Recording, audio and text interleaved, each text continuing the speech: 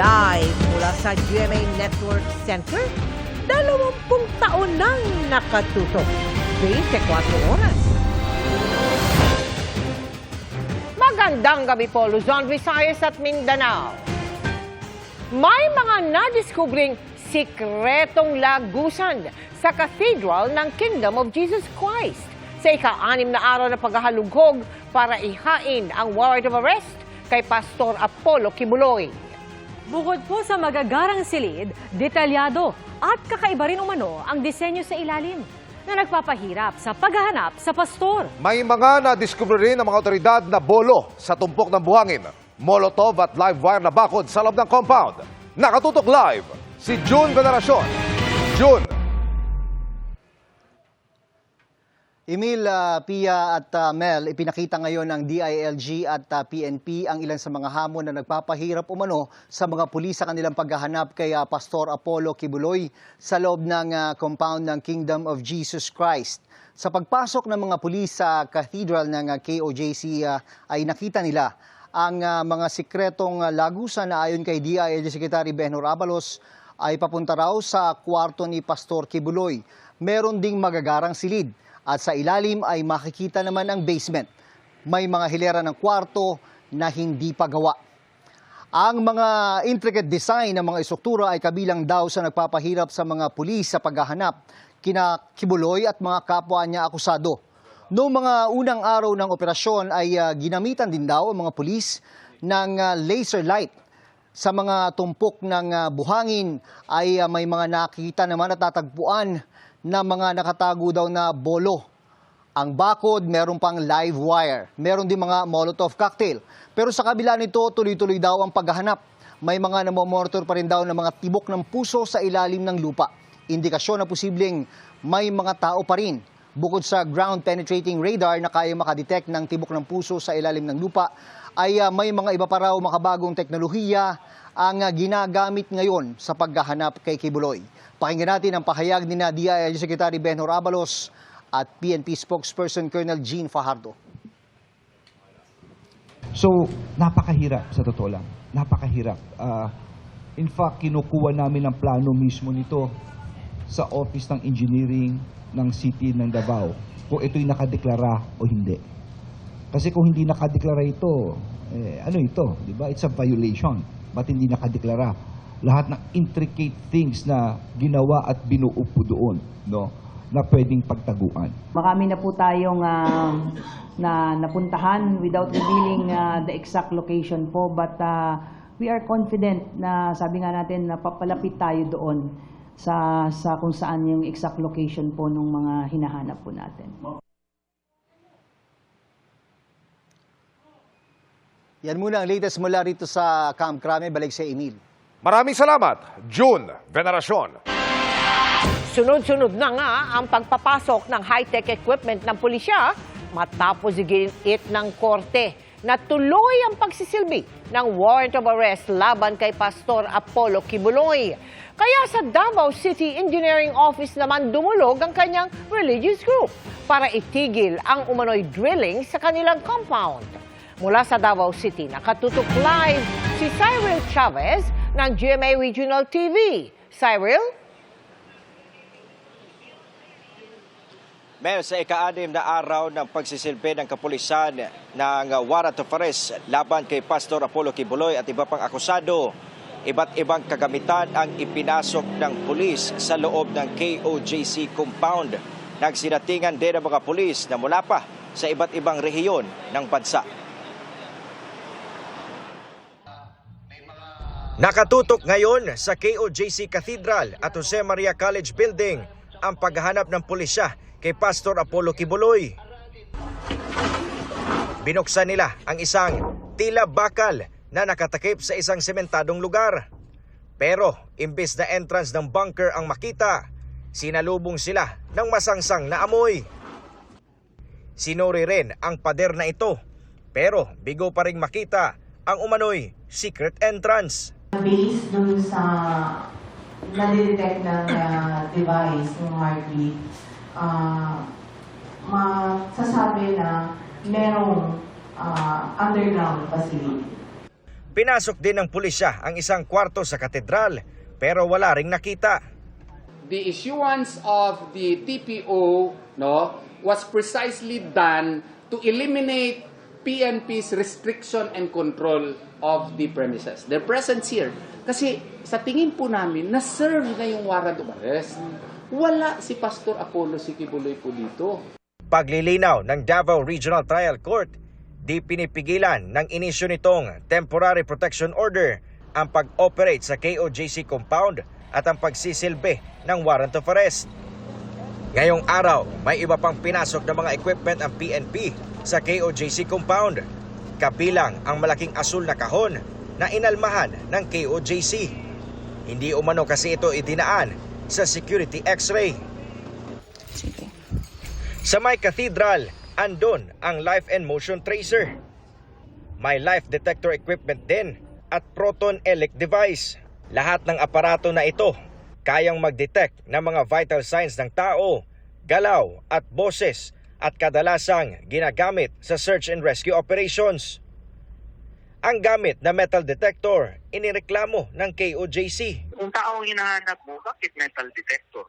Baka gold na ang hinahanap nito, at saka kung may makita silang gold, yun ang magiging dahilan nila because under Article 12, Section 2 and 3 of the 1987 Constitution, the state has power to control aiming to all natural resources. Dumating na rin ang long-range acoustic device, isang equipment na naglalabas ng malakas na tunog na tinig kahit nasa malayong lugar. Gamit din ito sa crowd control. Sa isang larawan mula sa legal team ng KOJC, makikitang bit-bit papasok sa compound ang aakalaing pagkain. Pero napag-alamang concrete cutter ng idaan sa scanner. Kinukunan na namin ng pahayag ang PNP ukol dito. Hanggang hapon, nagpapasok ng iba pang gamit ang PNP. Pero tikom ang bibig ng PNP sa mga equipment na ito, pero tiniyak na legal. The ground commander doesn't want to reveal, This is part of the operational data, operational information that could jeopardize yung conduct in serving the warrant of arrest. Dumating na rin sa Davao City ang dagdag pulis mula Northern Mindanao, ibang bahagi ng Davao Region at Socsargen na tutulong sa civil disturbance management. 24/7 na kasi ang operasyon at pagbabantay sa loob at labas ng KOJC compound. May mga sundalo ring tutulong sa crowd control. Paliwanag naman ng PNP sa mga armas na nakita sa loob ng KOJC, kahit pa sinabi ng Pangulong Marcos na di nagpasok ng armas ang pulis. Yung una pong pumasok, yung mga searchers, yung arresting officers, ay wala pong armas. Yung mga CDM contingents natin, wala pong armas yan. Ang may mga armas lang po is yung mga perimeter security natin. And certain units, if in case, may kinakailangan ng police interventions. Miyerkules ng gabi nang may 5 mga nakasibilyan na pinapasok ang PNP sa loob ng compound, pero wala pang ibinigay na detalye ang PNP kung kasali ba ang mga ito sa kanilang human intelligence. We don't have any other targets sa loob. Ang target talaga namin is mahuli si Kibuloy and 4 others. Ang drilling naman ng PNP sa compound, hiniling ng KOJC sa Davao Engineers Office na ipatigil na.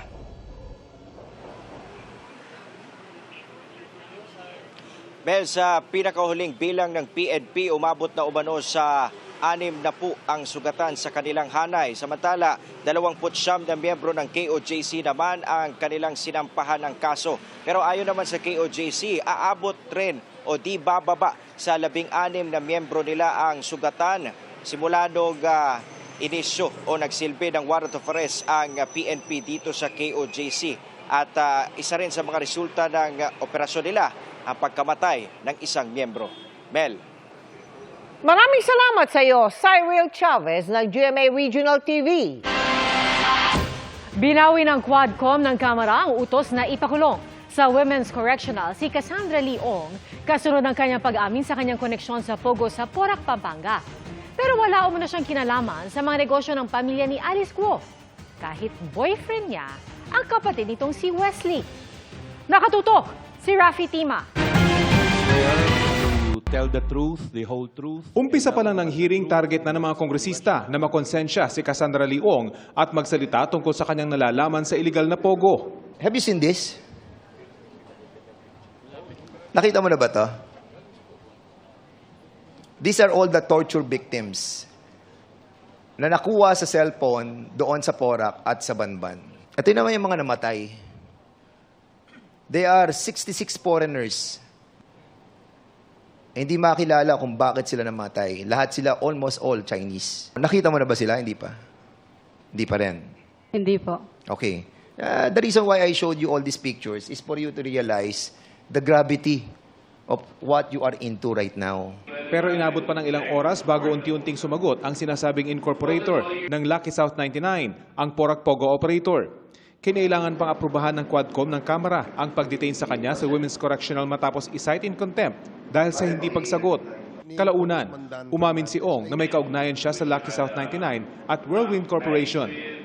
Inamin na rin kasintahan niya si Wesley Guo, ang kapatid ni dismissed Bamban Mayor Alice Guo, bagamat wala umano siyang kinalaman sa mga negosyo ng mga Guo. Malapit ka kay Alice Guo. Hindi po. Ay, hindi ka malapit, pero kilala mo siya. Kakilala, syempre. Kilala mo siya. Sister po siya ni Wesley Go. At business partner mo sa Alice Guo. No. Ay, hindi. Pero pareho kayong na mayroong Pogo Hub, di ba? Hindi po. Wala kang Pogo Hub. Yung business po namin is nag-rent lang para sa mga Ano po yung business niyo? building, real estate lang po. Real estate lang. Yes po. So, hindi I'm Pogo. not related to any Pogo po. Sa pagdinig, lumabas ding iisa lang ang boss ng Whirlwind at Lucky South 99. Malinaw po, Mr. Chairman, na yung Whirlwind at saka Lucky South ay isa. Because it's the one Ren Wo. Yes, Tama. Mr. Chair. Yes. Siya yung kausap niya sa Whirlwind, siya rin ang kausap sa Lucky South. Yes, But Mr. Chair. the name of Mr. Wo did not appear dun sa Lucky South. Yes po. Siya rin po kasi nagde-decide if masasama yung pangalan niya or hindi. Like, Ang binabanggit na Mr. Wu, ninong umano ni Cassandra Ong. Paliwanag ni Ong, nagpalit na ng may-ari ang dalawang kumpanya. Lucky South noon is sa amin po. And Whirlwind. But nauna po i-registered ang Lucky South. Tapos sumunod ang Whirlwind po. Sa pagdinig, nadiin din si A.R. de la Serna, ang dating social media moderator at executive assistant ni Attorney Harry Roque, ang presidential spokesperson ng Administrasyong Duterte. Inusisa ng mga kongresista kung bakit pinatira si de la Serna sa compound ng Lucky South 99 sa Porac at kung bakit nakapirma siya sa ilang dokumento ng mga kontrobersyal na kumpanya. Sa isang punto, napilitang pangalanan ni de la Serna ang kaibigan niyang tinirhan daw niya matapos ma-raid ang compound ng Lucky South 99 matapos pagbantaang iko-contempt. Mr. De La Serna will not answer the question of the Honorable Paduano. I will move that we cite him in contempt. Eman po, Mr. Chair. Again? Eman po.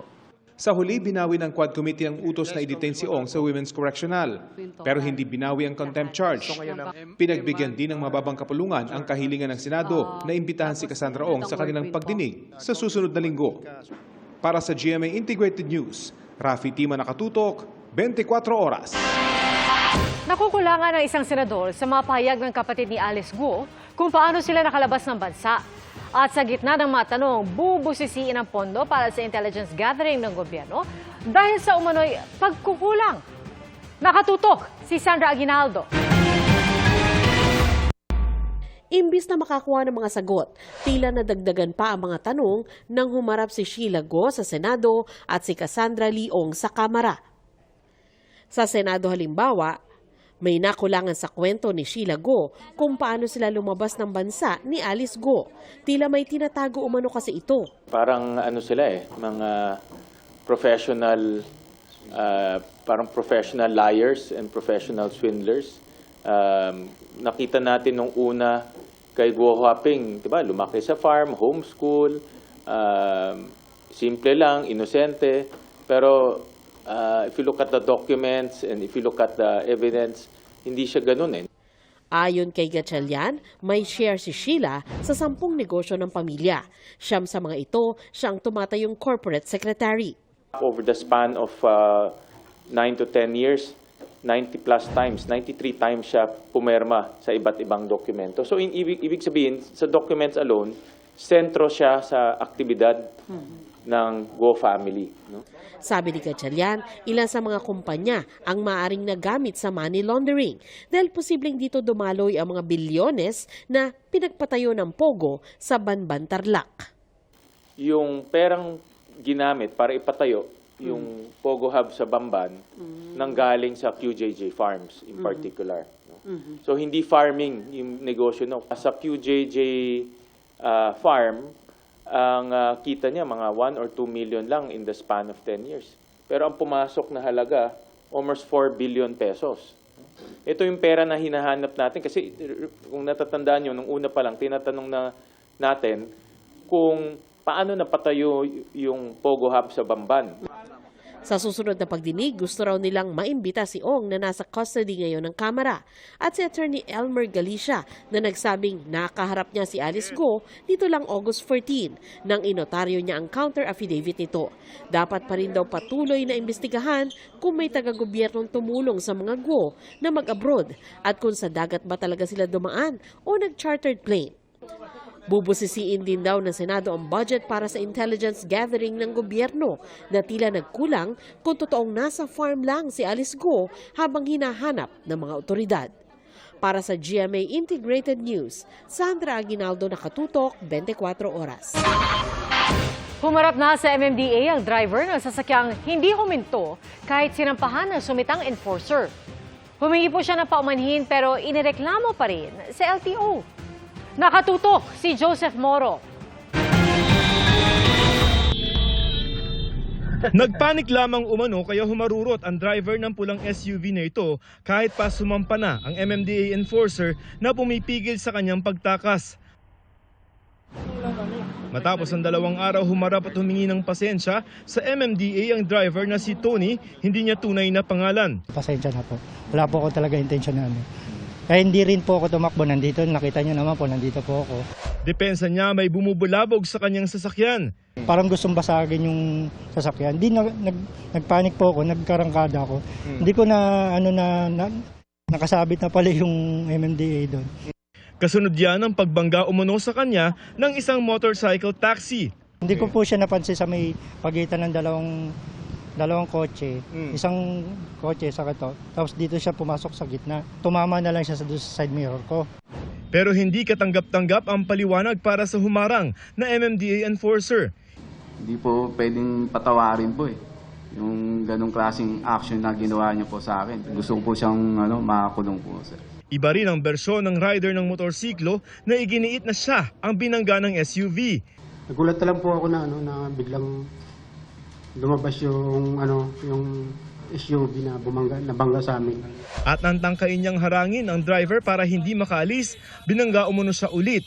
Kaya humingi siya ng saklolo sa traffic enforcer na hindi pa rin hinintuan ng SUV hanggang umabot pa sila ng 500 metro sa South Luzon Expressway. Doon lamang nagminor ang SUV driver kaya nakababa ang enforcer. Sinigawan niya ako na nagmamadali siya. Habang pinapatakbo niya yun, sinisigsag po niya yun, yung sasakyan. Parang gusto niya talagang ilaglag. Naghain na ng reklamo ang MMDA sa Land Transportation Office laban sa driver ng SUV at madaragdagan pa yan ng reklamong kriminal para sa attempted homicide. Pinasususpende o pinakakansela na rin ng MMDA ang kanyang driver's license. Intent to kill. Kung hiniuhulog mo yung tao na nasa hood, sinisigsag mo, ipinipreno mo, obviously may intent to do harm ka, if not to kill, to cause bodily harm. Para sa GMA Integrated News, Joseph Morong, Nakatutok 24 Oras. Good evening mga kapuso! Closer than ever before ang friendship ngayon ng Team Barda na sina Barbie Fortesa at David Licauco. Puring-puri rin kay Barbie ang pag-arte ni David sa pinagbibidahan nilang family series na Pulang Araw. Makichika kay Lars Santiago.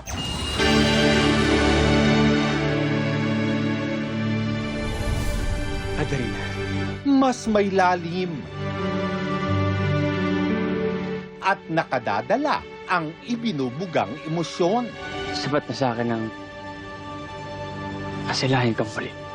Ganyan ang papuri ng mga sumusubaybay sa family drama na Pulang Araw sa pagganap ni David Licauco as Hiroshi. Pero kung may isang tao raw na sobrang natutuwa at proud para kay David, ito'y walang iba kundi ang other half ng barda na si Barbie Forteza. Bakit hindi mo lang nila ginamot ang mga sugat mo rito? Tao rin naman siya, kailangan niya rin ng tulong. Sabi ko nga, umpisa pa lang nung taping, nakita ko na yung sinimulan niyang mahalin yung craft, sinimulan niyang mahalin yung character ni Hiroshi. Talagang in-embrace niya yung character, kinilala niyang mabuti. Kaya bawat performance niya, talagang nakikita mo yung improvement niya na nakakatuwa and nakaka-proud. Sobrang ganda raw ng friendship ni na Barbie at David na umaabot sa puntong di lang trabaho ang kanilang pinag-uusapan. I'd like to think na mas nagiging close kami ni David sa kada pagkakataon na magkasama kami at magkatrabaho kami sa project. Hindi na raw bago para kay Barbie na magkaroon ng close friendship sa opposite sex. I'm really good friends with Alden. So ako naman sa industriya, hindi naman naging mahirap for me na bumuo ng friendship sa opposite sex. Oo, dahil yan, sila Derek, sila Christopher, diba? Samantala, ngayong nariyan na ang giyera sa Pulang Araw. Lalo raw kapanapanabik ang mangyayari sa istorya at sa mga karakter ni na Barbie, David, Sanya at Alden. Tignan natin kung masisira ba ng giyera ang pagkakaibigan ng apat na bida na sina Eduardo, Teresita at syempre si Hiroshi. Tignan natin kung ito ba ay mas magpapatibay ng kanilang friendship at samahan or ito ba ay magiging dahilan para mabuwag ang kanilang pagsasama. Lar Santiago, updated sa Showbiz Happening. Bilang paghigpit kontra Mpox, kasama na rin itatanong sa travel form ng mga galing abroad kung nagkabutlig ba sila o mga rashes. Nakatutok si Maki Pulido. Hindi pa nakakapasok ng Pilipinas ang mas nakakahawang strain ng monkeypox na Clade 1B na dahilan ng kasalukuyang outbreak sa Republic of Congo. Pero binabantayan na ito ng Bureau of Quarantine. Kaya sa health declaration na bahagi ng electronic travel form, itatanong na kung may rashes o butlig sa katawan ang pasahero. Sabi ng Department of Health, sasailalim sa secondary screening ang pasaherong may sintomas, may exposure sa Mpox case o nagmula sa bansang idineklarang outbreak area ng World Health Organization. Kung suspect case, dadalhin ang pasahero sa isang Mpox referral hospital. Sa ngayon, ang 14 na kaso ng monkeypox sa Pilipinas dahil sa mild strain nitong Clade 2B. Ang pinakahuling kaso, isang 12 anyos, ang pinakabatang Mpox patient. Ang inaalam pa ay kung saan at paano nahawa ang batang pasyente. Sure kami na hindi siya lumabas na nagkaroon siya ng simptomas. So we don't think na nagkalat siya ng mga simptomas or ng ating virus. Inaasahan ng DOH ang pagtaas pa ng kaso dahil mas tataas ang bilang ng mga magpapatest. Sinescale up namin ang testing. Pag sinabing scale up, dalawang bahagi yan sa testing, yung sample collection saka yung mismong PCR. Skin-to-skin contact o balat sa balat ang mode of transmission ng Mpox. Paliwanag ni Dr. Ron Jean Solante, infectious disease expert, hindi magkakahawaan kung daplis lang. Kailangan matagal ang contact kaya kalimitan nakukuha ito sa pakikipagtalik. Maaari rin daw ang household transmission o mula sa mga kasama sa bahay. Punta ka lang sa LRT, may kasabay ka, katabi ka na may skin lesion, natabihan mo, makakuha ka ba noon? Unlikely. It's unlikely. It's unlikely. It takes a longer exposure for you to have that. Longer and repeated exposure. Unang sintomas daw ang lagnat at pananakit ng kalamnan sa loob ng 4 hanggang 5 araw.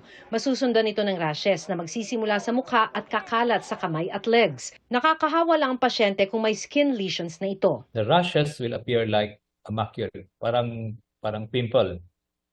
And then it will develop into papular, parang merong puti-puti na, malapit nang magtutubig-tubig. Until it will develop into a vesicular rashes, no? Kagaya ng mga chickenpox. Para sa GMA Integrated News, Maki Pulido, nakatutok 24 oras. Hiniling ng Defense Department ang dagdag budget para madaliin ang pagtatayo ng mga infrastruktura sa West Philippine Sea at pagdaragdag ng military assets. Ang tugon ng Kamara sa pagtutok ni Chino Gaston. Kailangan ng madaliin ang pagbabalakas ng infrastruktura at dagdagan ang mga military assets ng bansa para idepensa ang soberenya at mga karapatan sa sariling Exclusive Economic Zone o EEZ. Yan ang hirit ng Defense Secretary sa budget hearing sa Kamara. When China started doing its illegal acts and other actors started to harden their presence years before, we should have already also pushed investments into creating forward posts in the area. And that would have hardened our posture. So the lesson, Your Honor, is we procrastinated in or in putting aside a threat. We should have done it immediately at that time. And now we should do it double time where we can. Paliwanag ni Secretary Teodoro, ang layon ay hindi giyera kundi deterrence o yung pagdalawang isip ng anumang bansa na magtatangkang gipitin ang Pilipinas. Pero kailangan ng pondo para makamit ang inaasam na deterrence ayon sa ilang mambabatas. We restore the 51 billion that is needed by Secretary Guimo and the entire DND to fight it on and be able to preserve our sovereignty and national territory. Sa hinihinging 245 billion pesos sa 2025 budget ng DND para sa AFP modernization, 75 billion pesos ang ibinigay sa ilalim ng National Expenditure Program. 50 billion pesos dito ay pambayad lang sa utang sa mga biniling frigates, landing dock ships at mga missile batteries. Ang natitira, mapupunta sa mga priority projects ng AFP, gaya ng pag-aarmas sa mga barko ng Philippine Navy at pagtayo ng bagong port at naval facilities. A lot of this will go to upgrading the connectivity of our command and control to the naval vessels and the capabilities weapon-wise of our naval ships. But also, Your Honor, it's the construction really of adequate port facilities for the Navy because we have 8 or 10 vessels arriving. Natanong din si Teodoro tungkol sa panukala nitong mas palawakin pa ang saklaw ng US-Philippines Mutual Defense Treaty kasama na ang posibleng pagsama ng US warships sa mga resupply mission. So it just adds one option to us. It is one option in our toolkit that we can use in case it is necessary. However, that proposal will have to go to the National Maritime Council and be discussed in the Council and approved if ever. How to make the Mutual Defense Treaty interpretation more dynamic to address threats that we may not even foresee. For example, cyber threats, Madam Chair, and other threats that China, which knows no rules, may employ. Ilan pa sa mga nakalaang gastusin ng pagbili ng 40 multi-role fighter jets at command and control communication system na bibili naman sa ilalim ng $500 million foreign military financing mula Amerika. Para sa GMA Integrated News, Chino Gaston, nakatutok 24 oras. Mga kapuso, bagyang mababawasan ang mga pag-ulan sa ilang bahagi ng bansa. Ayon sa Pag-asa, may habagat pa rin pero hindi na gaanong malakas ang epekto nito. Kaya mababawasan din ang pag-ulan kumpara kahapon at kanina. Base sa datos ng Metro Weather, maliwalas ang panahon sa malaking bahagi ng bansa bukas ng umaga. Maliban sa mga kalat-kalat lang na ulan sa Mindoro Provinces at Palawan. Sa hapon, mas malawakan na ang pag-ulan at kasama na rin dyan ang Ilocos Region, Cordillera, Cagayan Valley, Central Luzon, Bicol Region, Calabarzon at iba pang bahagi ng Mimaropa.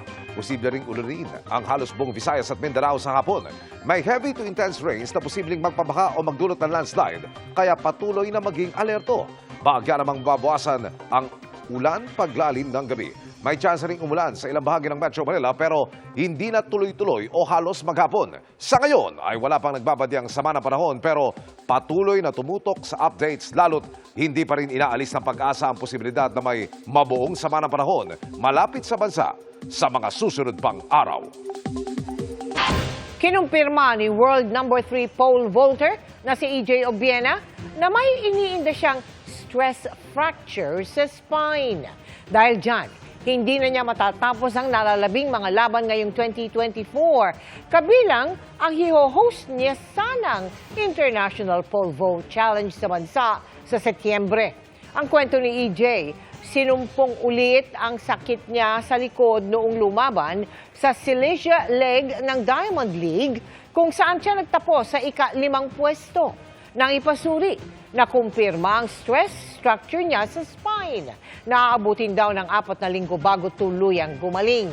Sa kabila niyan, umaasa si EJ na makakabalik ng walang iniindang sakit para sa 2025 indoor season. Itinanggi ng kampo ni dating Congressman Arnie Teves ang inanunsyo kahapon ng Justice Department na tinanggihan ng Timor-Leste ang apela nilang baligtarin ang pag-aproba sa extradition request ng gobyerno ng Pilipinas. Ang dininay po ay yung stay order na inihain yung mga Timor-Leste lawyers na wag muna magdesisyon yung Timor-Leste court dahil merong pending na remedy na kami hinahabol sa United Nations. Wala na siya sa country. Ang tinutukoy na abogado ni Teves ay ang pagdulog nila sa United Nations Commission on Human Rights.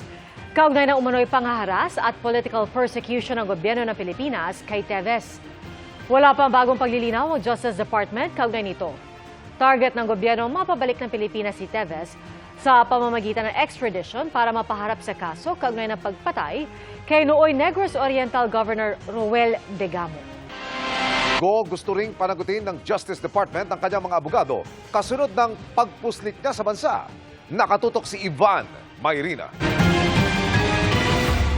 Kausap ko kasi yung client ko. Sabi niya, nasa Pilipinas naman siya. Kausap ko siya kahapon kasi nga itong naglaba sa mga issues na to. Sinasure niya ako 100% na nasa Pilipinas siya. Yan ang pahayag ni Attorney Stephen David, isa sa mga abogado ni Alice Guo. Kasunod ng pagputok ng balitang nakapusit na palabas ng bansa ang pinatalsik na alkalde. Kaya ang Department of Justice nais panagutin ng mga abogado ni Guo kaugnay nito. Pinalaganat yung kwento na nandito pa si Alice Guo sa mga interview sa mga kung saan sa mga stasyon, kaliwat kanan. So para sa amin, kailangan mapasagot din kailangan madalaman sa IBP or sa Korte Suprema ang tanong na kung may pananagutan ba itong mga abogado na to. Pero Giti David, hindi raw siya nagsinungaling. Sinabi lang daw niya kung anong sinabi sa kanya ng kanyang kliyente. Paano naman hindi maniniwala? Sinabi ng abogado, sinabi ng kliyente ko sa akin. Wala naman akong ibang basihan na hindi siya paniwalaan. Nilalaing ba yun? Tungkol naman sa sinabi ng DOJ na imbestigahan nila ang impormasyon na nagbayad daw si Guo ng 200 million pesos para makaalis ng bansa. Tugon ng kanyang abogado, sasagutin daw nila ang mga alegasyon kapag natanggap na ang mga summons sa kanila. Nauna lang sinabi ng DOJ na pananagutin din nila si Attorney Elmer Galicia na nagsabing nakita niya si Alice Guo na magpanotaryo ito ng affidavit sa kanya noong August 14, panahong nasa labasan ng bansa ang dating alkalde. Nang humarap sa Senado nitong Martes, inamin niyang hindi niya matiyak kung si Alice Guo nga ang nanumpa sa dokumento.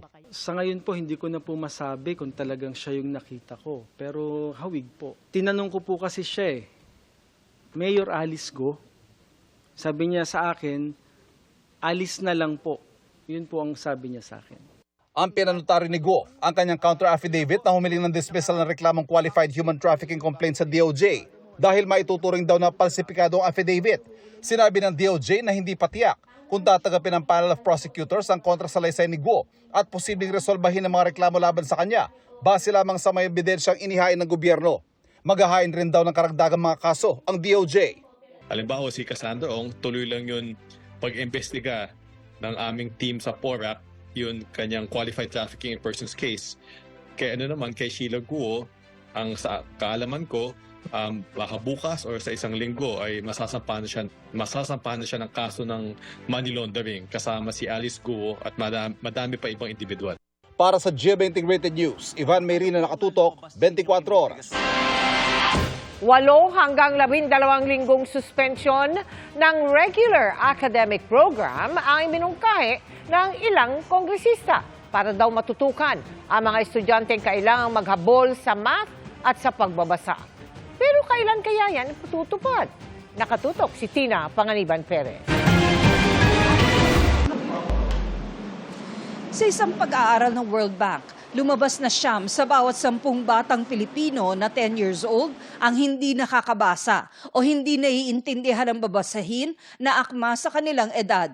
Ito ang naisolusyonan ng House Resolution 1805 ni na House Committee on Basic Education and Culture Chair Roman Romulo at dating Negros Occidental 3rd District Representative at ngayon TESDA Director General Francisco Benitez. Panukala nila, suspindihin muna ang regular academic program ng DepEd ng 8 hanggang 12 linggo para mag-focus lang sa reading at mathematics. Based on all assessment tests that we have seen and all studies, surveys, na kailangan talaga natin maggawa ng intervention programs during the regular academic calendar. Hindi na pwede yung after school, hindi na pwede yung summer lang. Nagsasagawa na ang DepEd ng konsultasyon sa iba't ibang sektor tungkol dito. There were some reservations expressed about the suspension of the academic program. However, there was willingness to implement an 8-week program provided that the program is implemented in the first quarter of 2025. Ayon kay Romulo, nais nilang gawin ang 8-week program para sa lahat ng 25 million na grades 1 to 12 students.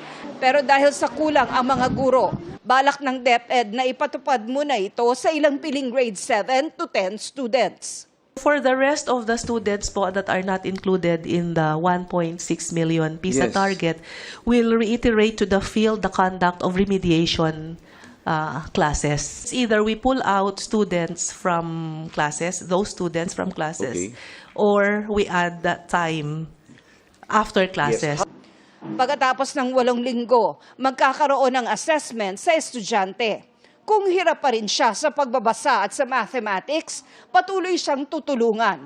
At kung hirap pa rin, Tutuloy rin sila sa next level, pero pagdating doon sa next level, itutuloy pa rin natin intervention. para sa GMA Integrated News, Tina Panganiban Perez, nakatutok, 24 oras. Hinamon ng Philippine National Police si Police Colonel Joey Espenido na maglabas ng ebidensya sa mga isiniwalat niya sa kamera na meron umano noong pabuya sa mga pulis kada mapapatay sa ilalim ng drug war ng Duterte administration. Ay kay PNP spokesperson Police Colonel Jean Fajardo, nakakalungkot na nilahat ni Espenido ang mga pulis, gayong marami pa rin gumagawaan niya ng tamang trabaho. At kung meron daw siyang ebidensya, tutulungan daw siya ng PNP. Sa pagdinegrin kahapon ng Quadcom, sinabi ni Espenido na pinalilipat umano ni Senator Bongo ang koleksyon mula sa mga Pogo, Small Town Lottery at Weteng para sa pabuya sa Duterte drug war. Sa isang payag, mariing sinabi ni Senator Bongo na wala siyang kinalaman sa Pogo at sa sinasabing reward system. Git ni Go, anumang suporta ang ibinigay noon ng mga pulis o sa mga pulis ay mula sa lehitimong pondo at programa ng gobyerno at hindi galing sa Pogo. Pinabulaanan din niya na konektado ang Pogo sa drug war at may pilit lang umanong ipinapasok ito sa kwento. Masasabi ni Bea Alonzo na masaya siya ngayon sa kanyang buhay despite the ups and downs she's been through. At kabilang sa tinutukan niya ang role sa Widow's War na sulit dahil sa positive comments ng mga manonood. Makichika kay Aubrey Carampel.